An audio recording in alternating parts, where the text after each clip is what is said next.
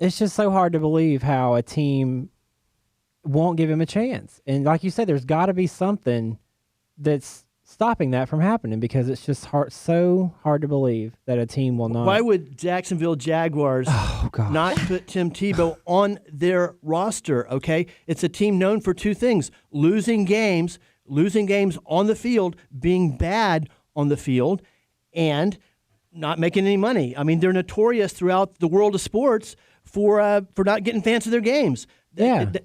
They've had to put a tarp up in their stadium because they're so humiliated by the lack of fans, and they won't even take a chance on putting Tim Tebow. At the very least, Tebow would generate revenue and fans and support for the Jacksonville franchise. Absolutely. Assume he wouldn't make it as a quarterback, which there's no reason. All the evidence is contrary to that assumption. But assume he didn't make it as a quarterback, at least for 2 or 3 years, a year or 2 or 3, they generate revenue and have some fan enthusiasm. Exactly. The name Tebow brings fans. Whether people want to believe that or not, people love Tebow and that he's going to bring people. And I just have to piggyback what you were saying, Roger, for a second.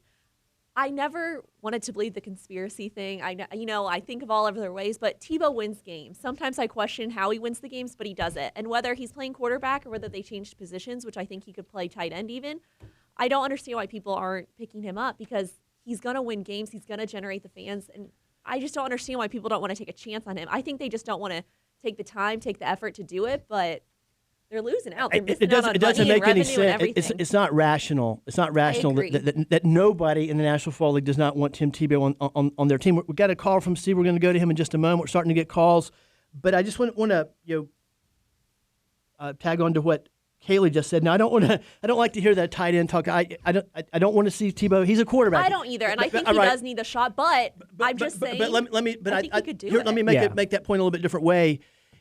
If he did nothing else, if you used him no other way, which is the way Florida used him his freshman year. Well, by the way, he was the second leading rusher and ball carrier on the team as a backup quarterback and the second leading scorer of touchdowns on the team as a backup quarterback and contributed greatly to winning a national championship, which I thought was the way the Jets were going to use him this way. If you use Tebow as nothing else, as a guy you'd come in on 3rd and 1, 3rd and 2, 3rd and 3, and 3rd and short, grind out a first down to move the chains, or, of course, brought him into the red zone and used him to score from the red zone, which is one of his specialties. Why would you not do that? Why would somebody not even do that? I mean, how many times did we see last season with the Jets? They were 3rd and short and the red zone, and I'm screaming at the TV, why don't you put Tebow in? Yeah, he's fearless. He can make it happen. He can make it happen. They had one of the worst, if not the worst, percentage of scoring in the red zone the Jets did last year, and they got Tim Tebow sitting there over the bench, wanting to play. And remember, and they put all that weight on him, and that's what I thought they were going to do with him. Which I think that's why there's a conspiracy. I think the Jets, the reason he was with the New York Jets is because somebody, and